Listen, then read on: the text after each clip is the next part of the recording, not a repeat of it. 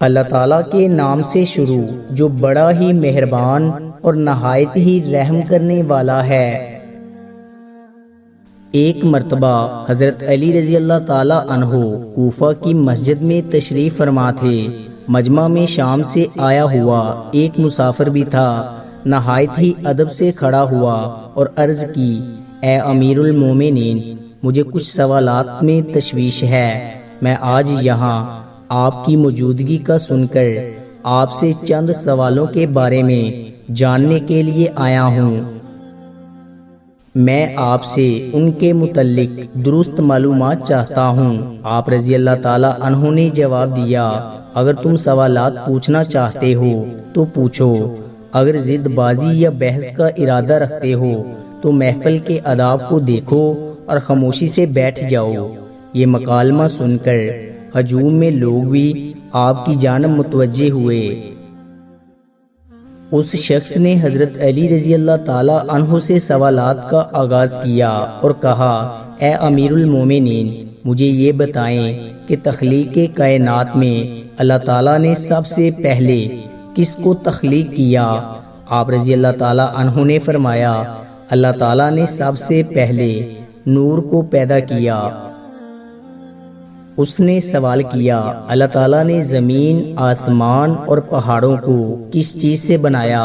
آپ رضی اللہ تعالیٰ عنہ نے فرمایا، اللہ تعالیٰ نے آسمانوں کو پانی کے بخارات سے، زمین کو پانی کی جاگ اور پہاڑوں کو پانی کی موجوں سے بنایا۔ پھر اس نے سوال کیا کہ مکہ کو ام القری کیوں کہا جاتا ہے؟ آپ رضی اللہ تعالیٰ عنہ نے فرمایا، ام القری یعنی ہر ترتیب کی ماں، کیونکہ زمین کی ہر چیز اس کے نیچے سے بچھائی گئی، اسی لیے عرب کے شہر مکہ جہاں بیت اللہ شریف ہے اسے ام القری کہا جاتا ہے۔ اس آدمی نے اگلا سوال کیا، زمین کے اوپر کے آسمان کو کس چیز سے پیدا کیا؟ آپ نے جواب دیار کی ہوئی فوج سے۔ پھر اس نے عرض کی، اے امیر المومنین، سورج اور چاند کا طول و عرض کتنا ہے؟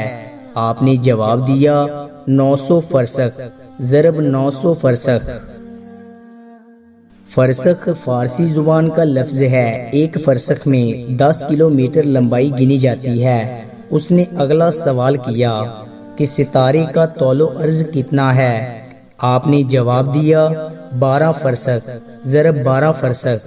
اس اجنبی نے نہایت ہی ادب سے درخواست کی، اے امیر المومنین، جیسا کہ قرآن میں 7 آسمانوں کا ذکر ہے، آپ ہمیں ان 7 آسمانوں کے نام اور ان کے رنگ بیان کر دیجئے۔ آپ رضی اللہ تعالیٰ عنہ نے فرمایا، جو آسمان زمین کے اوپر ہے اس کا نام رفیع ہے، اور وہ پانی، بخارات اور دھول سے بنایا ہوا ہے۔ دوسرے آسمان کا نام کیا قزوم ہے، اس کا رنگ تانبے جیسا ہے۔ تیسرے کا نام مدون ہے، اس میں ملے جلے رنگ ہیں۔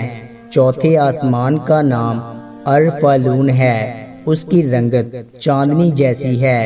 پانچویں آسمان کا نام ہیون ہے، اس کی رنگت سونے جیسی ہے۔ چھٹے آسمان کا نام عروس ہے اور وہ سبز یا قوت کا بنا ہوا ہے۔ ساتویں آسمان کا نام عجم ہے اور یہ سفید موتیوں سے بنا ہوا ہے۔ اس آدمی نے اگلا سوال کیا، اے علی، آپ مجھے یہ بتائیں، بیل وہ واحد جانور ہے جس نے آسمان کی طرف اپنا سر نہیں اٹھایا، ایسا کیوں؟ آپ رضی اللہ تعالیٰ عنہ نے جواب دیا، جب سے قوم بنی اسرائیل نے گوسالہ کی پوجا کی تھی تبھی سے بیل شرم کے مارے آسمان کی طرف سر نہیں اٹھاتا۔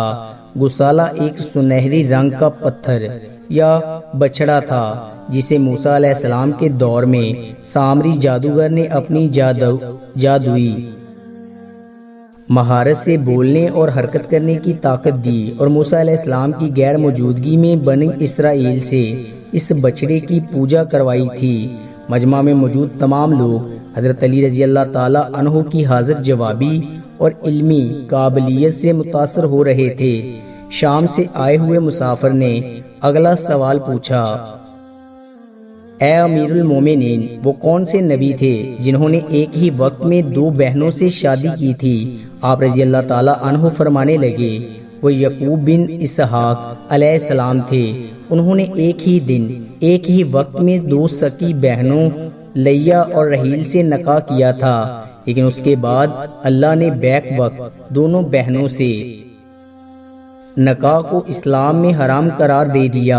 اس آدمی نے اگلا سوال پوچھا، مد و جزر کیا ہے؟ آپ نے جواب دیا، اللہ نے سمندروں پر ایک فرشتہ مقرر رکھا ہے، جب وہ سمندر کے پانی میں اپنا پاؤں رکھتا ہے تو مد پیدا ہوتا ہے، اور جب نکلتا ہے تو جزر، مد و جزر سمندر کے پانی کو خود بخود بلند ہونے اور کم ہونے کے عمل کو کہتے ہیں۔ اس آدمی نے اگلا سوال کیا، یہ بتائیں کہ جنات کا باپ کون ہے، اور اللہ تعالیٰ نے جنات کی طرف کن نبی کو مبعوث کیا تھا؟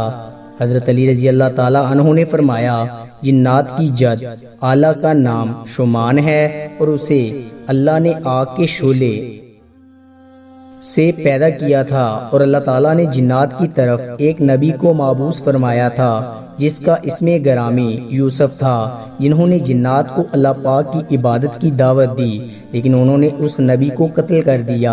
اس شخص نے دوبارہ دریافت کیا، ابلیس کا آسمانوں میں کیا نام تھا؟ حضرت علی رضی اللہ تعالی عنہ نے جواب دیا۔ پھر اس نے پوچھا، آدم علیہ السلام کا نام آدم کیوں رکھا گیا، اور انہوں نے کتنی عمر پائی؟ آپ رضی اللہ تعالی عنہ نے فرمایا، کیونکہ وہ عدیم ارض یعنی نایاب زمین کی خال سے بنائے گئے تھے، اس لیے ان کا نام آدم رکھا، اور 900 سال عمر پائی۔ اس نے سوال کیا، میراث میں مرد کی 2 جبکہ عورت کا 1 حصہ رکھا گیا، جبکہ اسلام تو مساوات کا حکم دیتا ہے۔ آپ رضی اللہ تعالی عنہ فرمانے لگے، جنت میں حضرت حوا علیہ السلام نے جو خوشہ اٹھایا تھا اس پر گندم کے 3 دانے تھے، انہوں نے خود 1 رکھا، جبکہ آدم علیہ السلام کو 2 دیے، چونکہ وہ ہمارے جد ہیں، اسی لیے اسی نسبت سے وراثت میں مرد کے 2 اور عورت کا 1 حصہ مقرر ہوا۔ اس نے پوچھا، مخدوم کون سے نبی پیدا ہوئے؟ آپ رضی اللہ تعالی عنہ نے فرمایا، اللہ تعالیٰ نے آدم علیہ السلام، ان کے بیٹے شیش علیہ السلام، حضرت ادریس علیہ السلام، سان بن نوح علیہ السلام، حضرت داؤد علیہ السلام، حضرت سلیمان علیہ السلام، حضرت لوط علیہ السلام، حضرت اسماعیل علیہ السلام، حضرت موسیٰ علیہ السلام، حضرت عیسیٰ علیہ السلام اور حضرت محمد صلی اللہ علیہ وآلہ وسلم کو مخدوم پیدا فرمایا۔ اس شخص نے دریافت کیا، روئے ارض پر شیر سب سے پہلے کس نبی نے عرض کیے؟ آپ رضی اللہ تعالی عنہ نے جواب دیا، حضرت آدم علیہ السلام نے۔